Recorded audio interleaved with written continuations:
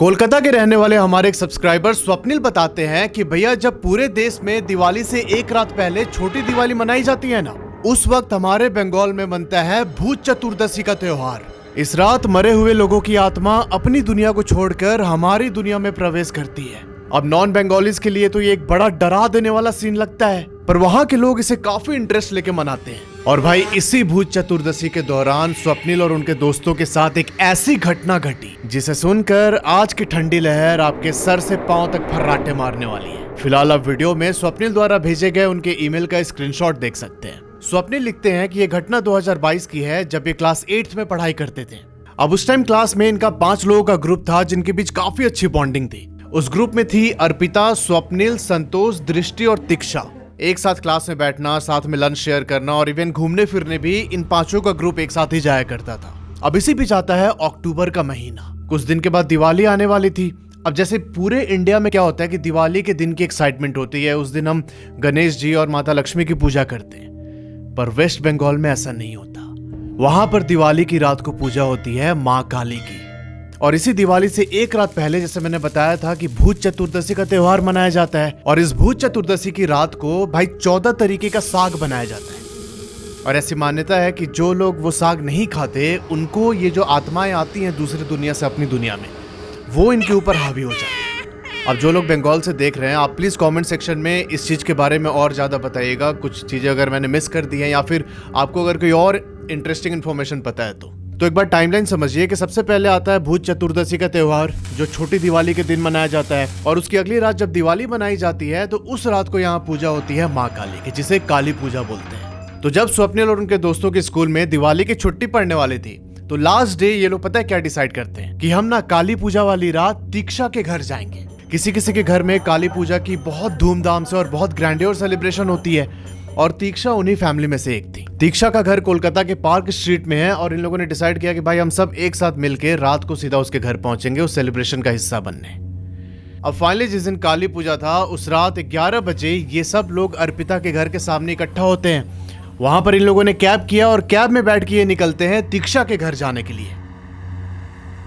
और इस रात 14 तरीके के साग खाने की परंपरा है, पर जो इनमें से दृष्टि लड़की थी ना, वो इन सब में मानती नहीं थी। वो बोलती थी कि क्या तुम लोग बकवास करते रहते हो, ऐसा कुछ नहीं होता, कोई मर गया तो कैसे आ सकता है वापस हमारी दुनिया में। और भाई अपने ईगो में जो इनको वो 14 तरीके का साग खाना था, वो इन्होंने नहीं किया। अब ये लोग कैब में बैठकर पार्क स्ट्रीट की तरफ जा रहे थे।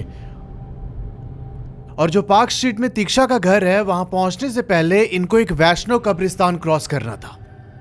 जो स्वप्निल है वो बिलोंग करते हैं वैष्णव कम्युनिटी को, और ये बताते हैं कि हमारे में ना मरने के बाद ऐसे बॉडी को जलाया नहीं जाता, हम लोग उस डेड बॉडी को दफना देते हैं। अब कुछ ही टाइम के बाद ये लोग कब्रिस्तान के बाजू वाले रोड से गुजर रहे थे, और भाई तभी जो संतोष लड़का था वो बोलता है कि भैया गाड़ी रोकिए दो, मेरे को थोड़ा पेशाब करने के लिए जाना है। अब जैसे संतोष ने यह बात बोली, स्वप्निल बोलता है कि भाई रुक जाना, ये वाला एरिया पार हो जाने दे।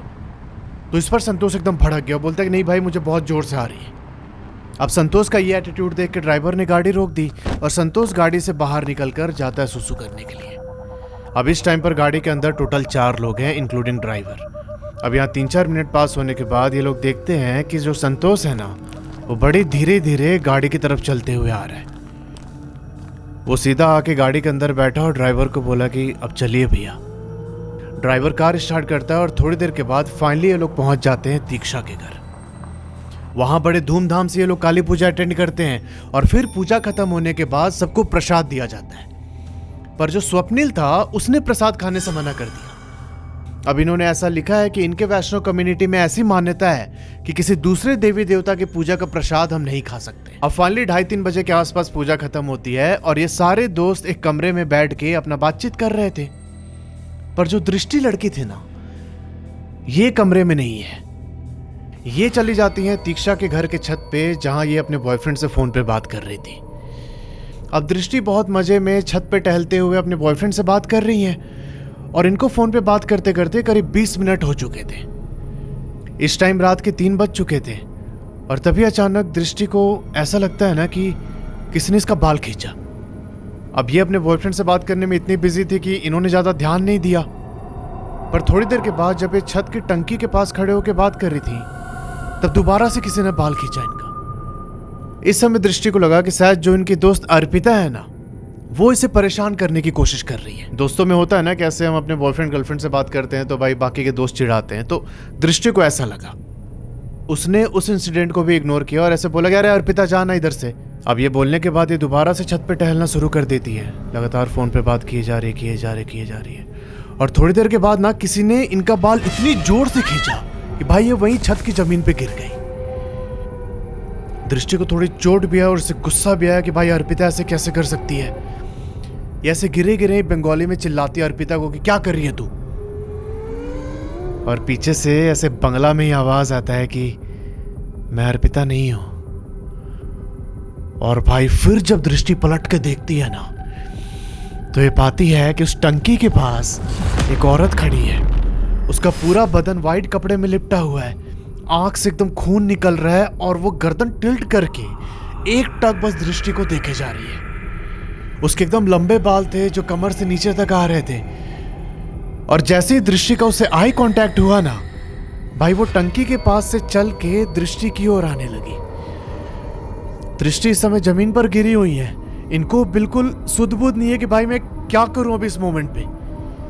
अब जिस साइड पे दृष्टि गिरी थी उसके बाजू से ही नीचे कमरे की वो सीढ़ी जा रही थी। कुछ टाइम उस औरत के मूवमेंट ऑब्जर्व करने के बाद दृष्टि थोड़ा होश में आती है और भाई ये तुरंत उठ के वहां से भागती है नीचे दीक्षा के कमरे में, जहां इसके सारे दोस्त बैठे हुए थे। ये सब देखते हैं कि भाई दृष्टि पूरे पसीने से लथपथ है। उसके हाथ और पैर में भी ऐसे चोट लगी हुई है और काफी टाइम तक उसकी सांस भी फूल रही थी। अब यहाँ ये लोग दृष्टि को बैठा के पानी वानी पिलाते हैं। फिर उसने सारी बात बताई कि अभी मैंने ऊपर क्या देखा। अब ये सुन के भाई सारे दोस्त बहुत ज्यादा डर गए, क्योंकि यार थे तो बच्चे ही, क्लास 8 में पढ़ते थे उस टाइम पे ये लोग। इन लोगों ने दीक्षा को बोला कि यार देख ऐसे ही काली पूजा का टाइम है, तुझे तो पता है इस टाइम पर क्या होता है। और यहाँ दृष्टि ने ये सब देखा है तो इधर रहना अभी ठीक नहीं है, हम लोग निकलते हैं अपने अपने घर। ये लोग फिर से कैब बुक करते हैं और दृष्टि को उसके घर ड्रॉप करके ये सब वापस अपने अपने घर चले गए। अब आप सोच रहे होंगे कि भाई ठीक है हो गया, अब क्या? तो भाई अब यहीं से असली खेला चालू होता है। अभी उस रात के बाद से ही अगले 7 दिनों तक दृष्टि को बहुत हाई फीवर था। एक हफ्ते दृष्टि के परिवार वालों ने दवाई वगैरह दी पर कोई फायदा नहीं हुआ। और यह हफ्ता बीतने के बाद ही दृष्टि की हालत और ज्यादा बिगड़ने लगी। इनके पेरेंट्स थोड़े थोड़े इंटरवल पे 3 डॉक्टर से दृष्टि को दिखाते हैं पर कोई फायदा नहीं हुआ। फाइनली इन लोगों को समझ में आया कि भाई ये ना कुछ हो रही है। अपने किसी कांटेक्ट के थ्रू ये लोग एक मस्जिद पहुंचते हैं जहां पर जो मौलाना थे उन्होंने दृष्टि को थोड़ा बहुत झाड़ फूक किया और एक ताबीज बना के दी। उन्होंने बोला कि कुछ भी हो जाए इस ताबीज को दृष्टि के शरीर से अलग नहीं करना है। अच्छा, इस बीच जो दृष्टि के पेरेंट्स थे वो ना इसे अपने किसी दोस्त से मिलने जुलने नहीं दे रहे थे, उसको एकदम आइसोलेशन में रखा था। फाइनली झाड़ फूक करवाने के 3-4 दिन के बाद दृष्टि की हालत थोड़ी थोड़ी ठीक होनी शुरू हो गई और अगले 1 महीने में दृष्टि पूरी तरीके से नॉर्मल हो जाती है। ये दोबारा से अपने दोस्तों से मिलना जुलना शुरू कर देती है। पर फिर वो महीना बीतने के बाद ना कुछ अजीब होना शुरू होता है। अब दृष्टि की मम्मी जब भी उससे बोलती है कि थोड़ा पूजा कर दे या फिर भगवान को जो घी का बत्ती होता है वो जला दे, तो दृष्टि एकदम मना करके वहां से भाग जाती। अच्छा, एक और इम्पोर्टेंट कॉन्टेक्स्ट समझना, जो दृष्टि के घर में उनकी दादी हैं वो वैष्णव धर्म को फॉलो करती हैं और जो बंगाल के वैष्णव लोग होते हैं वो ज्यादातर गौड़िया वैष्णव कम्युनिटी को फॉलो करते हैं। और इस कम्युनिटी में श्री राधा कृष्ण जी के साथ साथ चैतन्य महाप्रभु की भी पूजा होती है। जिनको चैतन्य महाप्रभु के बारे में पता नहीं है वो लोग एक बार गूगल करके पढ़ सकते हैं। और जो ये चैतन्य महाप्रभु है ना, इनका एक दूसरा नाम भी है गौरांग। इस चीज को आप लोग याद रखिएगा अच्छे से। अभी स्वप्निल बताते हैं कि एक दिन ये अपनी दोस्त अर्पिता के साथ दृष्टि के घर पहुंचते हैं। तो ये लोग अभी उसके घर जाके दृष्टि के कमरे में बैठे हुए थे। दृष्टि की मम्मी इनसे बोलती हैं कि वो अभी ऊपर है किसी काम से, थोड़ी देर में नीचे आ जाएगी। ये लोग चुपचाप कमरे में बैठ के दृष्टि के आने का वेट कर रहे थे और तभी ना इनको दृष्टि की दादी के चिल्लाने की आवाज सुनाई देती है। उसकी दादी ऐसे चीखते हुए ओ गौरांग का नाम ले रही थी। अब जैसे इन लोगों ने दादी की चिल्लाने की आवाज सुनी, सब पहुंचते हैं ऊपर और ये पाते हैं कि भाई दृष्टि एक कमरे में ऐसे दीवार से चिपकी हुई है एकदम, और उसके हाथ में एक चाकू है और वो ना अपना हाथ काटने की कोशिश कर रही है। इसकी दादी कमरे के दरवाजे पे खड़े होके ऐसे गौरांग जी का नाम ले रही थी। अब जैसे ही स्वप्निल और अर्पिता ऊपर दादी के पास पहुंचे, ये लोग देखते हैं कि दृष्टि ने चाकू फेंका है और फिर अपना सर जोर से पकड़ के दादी को बंगाली में गाली देते हुए बोल रही है कि चुप कर बुढ़ी, चुप कर, तोर नातनी के अम्मी छोड़बो ना। इसका मतलब बुढ़िया चुप हो जा, चुप, मैं तेरी नाती को छोड़ने वाली नहीं हूँ। पर जैसे ही दृष्टि ऐसा बोलना शुरू करती हैं, इनकी दादी गौरांग महाप्रभु का नाम और तेजी से लेने लगी। इसके बाद दृष्टि अपना सर दीवार में पीटना शुरू करती है और ये सब लोग जाके उसे पकड़ के दीवार से दूर करते हैं। और थोड़ी देर के बाद ही दृष्टि एकदम बेसुध होकर वहां जमीन पे गिर जाती है। अब इन लोगों को लगा कि शायद जो मस्जिद से इसे ताबीज मिली थी वो काम नहीं कर रही है। तो फिर दृष्टि के घर वाले ऐसे वैष्णव कम्युनिटी में डिस्कस करते हैं इस चीज को। तब इनको कहीं से सजेशन मिलता है कि आप लोग अपने घर में हरि नाम संकीर्तन करवाइए। अब इस सजेशन को मानते हुए फाइनली दृष्टि के घर में हरि नाम संकीर्तन होता है और कीर्तन खत्म होते होते दृष्टि एकदम नॉर्मल हो जाती है। इसके बाद से अगले कई दिनों तक उसके घर पे कुछ भी नहीं हुआ। दृष्टि जैसे उस काली पूजा वाली रात से पहले रहती थी उसी तरीके से दोबारा रहने लगी। अब दिन ऐसे ही कट रहे थे। दृष्टि के परिवार वालों को लगा कि भाई चलो ठीक है, फाइनली मेरी बेटी पूरी तरीके से ठीक हो चुकी है। तो इनका एक दिन ऐसे रैंडम प्लान बनता है और दृष्टि की जो मौसी है वो बोलती हैं कि दृष्टि को भेज दो ना कुछ दिन के लिए मेरे पास। दृष्टि की मम्मी अग्री कर जाती है। अब इनका मौसी का घर पड़ता है हावड़ा में। दृष्टि अपना बैग पैक करती है और वहां से ये पहुंच जाती है अपने मौसी के घर। अब सुनना क्या होता है। अब एक रात दृष्टि की मौसी किचन में डिनर प्रिपेयर करती हैं और इन्होंने 2 बार आवाज लगाई दृष्टि को कि आ जाओ नीचे खाने, पर इनको दृष्टि से कुछ रिस्पॉन्स नहीं मिला। तो ये ना चल के ऊपर कमरे में जाती हैं जहां पर दृष्टि सोया करती थी। इन्होंने सोचा कि आज रात को थोड़ा लेट हो गया है तो हो सकता है कि दृष्टि सो गई हो। ये भाई पहुंचती है दृष्टि के कमरे के पास और ये देखती हैं कि भाई दृष्टि बेड पे बैठे बैठे अपना हाथ चबा रही थी। पूरे हाथ से खून निकल रहा है और दृष्टि लगातार हाथ से मांस नोचने की कोशिश कर रही है। और जैसे ही उसने अपनी मौसी को सामने देखा, एकदम जोर से हंसते हुए ना वो दीवार पे उल्टा चल रहा है। अब वो मंजर देख के दृष्टि की मौसी एक बार चिल्लाती हैं और वहीं बेहोश हो गई। अब ये चीखने की आवाज सुन के दृष्टि के मौसा जी और जो मौसी के बेटे थे वो आते हैं इनके पास और फिर इन्होंने देखा कि भाई दृष्टि वैसी दीवार पे लटकी हुई है। ये लोग तुरंत डोर लॉक करते हैं और सीधा भाग के बाहर अपने नेबर्स को बुलाने गए।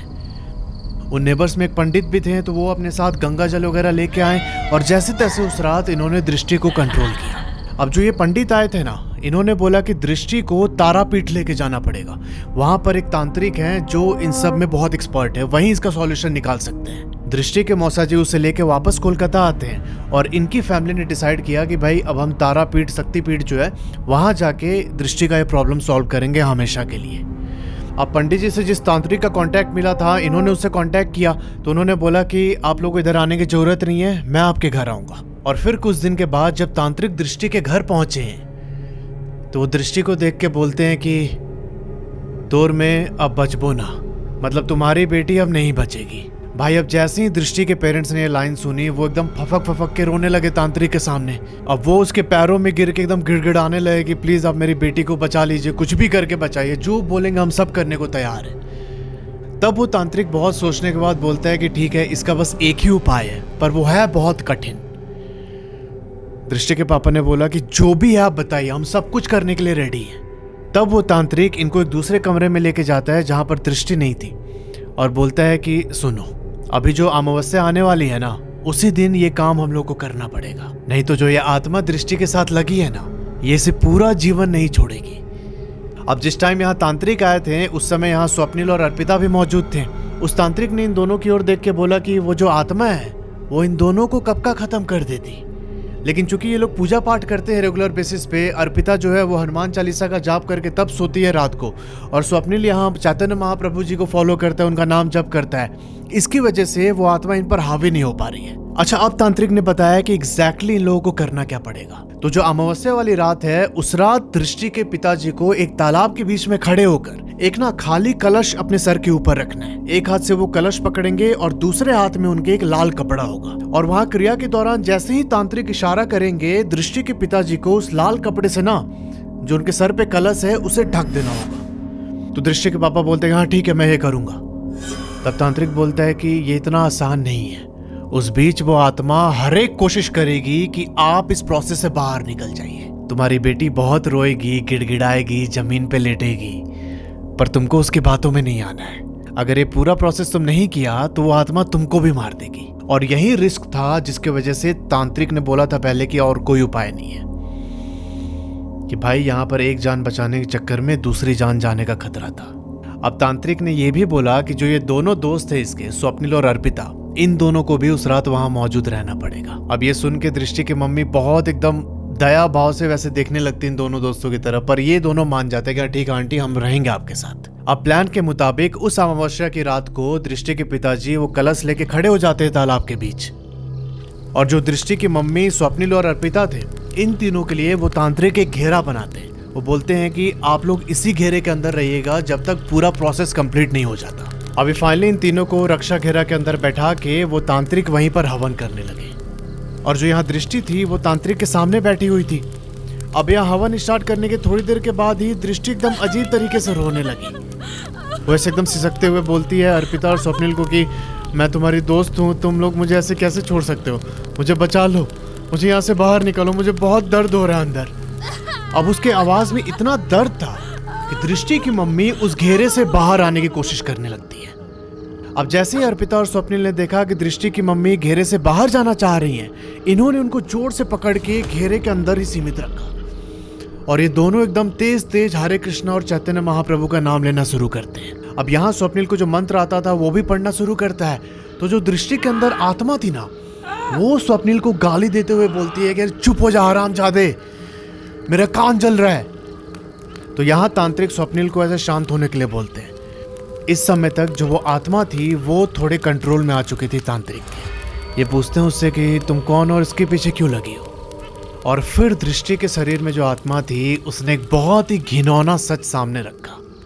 वो बताती है कि जिस रात ये लोग तीक्षा के घर जा रहे थे काली पूजा देखने, तब उस रात जब संतोष गाड़ी से उतर के टॉयलेट करने गया था तो उसे अंधेरे में ज्यादा दिखाई नहीं दिया, और उसने ना एक वैष्णो कब्र पे टॉयलेट कर दिया। और उसी समय यह आत्मा संतोष के साथ तीक्षा के घर तक आ गई। अब जैसे मैंने आपको बताया था कि सब लोग तीक्षा के कमरे में एक साथ बैठे हुए थे और दृष्टि छत पे अकेली थी, तो उस आत्मा ने दृष्टि को डराने की कोशिश की, पर उस रात वो उस पर हावी नहीं हुई थी। अब जब ये लोग वापस उस रात घर चले गए तो जो संतोष था ना, यह आत्मा भी संतोष के साथ उसके घर तक गई। और भाई अगले 2-3 दिन तक इसने संतोष को बहुत परेशान किया। संतोष के पेरेंट्स को समझ में आ गया कि भाई इनके बेटे के ऊपर कोई नेगेटिव एनर्जी आ चुकी है। तो ये लोग अपने किसी जान पहचान के तांत्रिक के पास पहुंचते हैं, और फिर ये तांत्रिक बोलता है कि इस आत्मा को ना एक शरीर चाहिए, और उन्हीं लोगों में से चाहिए जो इसके साथ थे पूरी रात। और फिर संतोष के पेरेंट्स के कहने पर उस तांत्रिक ने इस आत्मा को संतोष के ऊपर से हटा के दृष्टि के ऊपर ला दिया, और तब से ही ये दृष्टि के साथ है। अब चूंकि स्वप्निल और अर्पिता पहले ही भगवान का नाम जाप और पूजा पाठ करते थे, तो इस वजह से उस आत्मा ने इनको टारगेट नहीं किया। फिर वो तांत्रिक इसको बोलते हैं कि अच्छा इसके शरीर को अब छोड़ दे, तो जहां से आई है वहीं चली जा। तब वो आत्मा बोलती है कि इतनी आसानी से तो नहीं जाऊंगी मैं, मुझे एक बलि चाहिए, मुझे मेरा बलि दे दो, मैं चली जाऊंगी इधर से। अब जैसे उस आत्मा ने ये बात बोली, दृष्टि की माँ बोलती है कि आप मेरी बलि ले लीजिए, पर मेरी बेटी को छोड़ दो आप। अब इनकी मम्मी की बात सुनते ही तांत्रिक बोलता है कि ऐसा कुछ मत कीजिएगा, कुछ भी हो जाए रक्षा घेरा से बाहर नहीं आना है। स्वप्निल और अर्पिता फिर से दृष्टि की मम्मी को पकड़ के बैठ जाते हैं घेरे के अंदर। अब इसके बाद वो आत्मा तांत्रिक को एकदम गुस्से से घूर रही थी। फिर उस तांत्रिक ने अपना कुछ पूजा किया और फिर 5 नारियल सामने फोड़ा उसके। उन 5 नारियल का पानी और थोड़ा सा गंगा जल लेके दृष्टि के ऊपर छिड़काव किया, और जब वो ऐसा कर रहे थे ना, तभी दृष्टि के पापा जो पानी के अंदर खड़े थे वो चिल्लाने लगे। वो बोलते हैं कि मेरा कोई पैर खींच रहा है नीचे पानी से, बहुत कष्ट हो रहा है, हमको बचाओ। तब वो तांत्रिक बोलते हैं कि आप बस भगवान का नाम लीजिए जोर जोर से, और उसके पापा ऐसे भगवान का नाम जाप शुरू करते हैं। और तभी ये सारे लोग देखते हैं कि भाई दृष्टि के शरीर से एक काला साया बाहर निकल के जो दृष्टि के पापा ने कलश रखा था माथे पे, उस कलश में समा गई।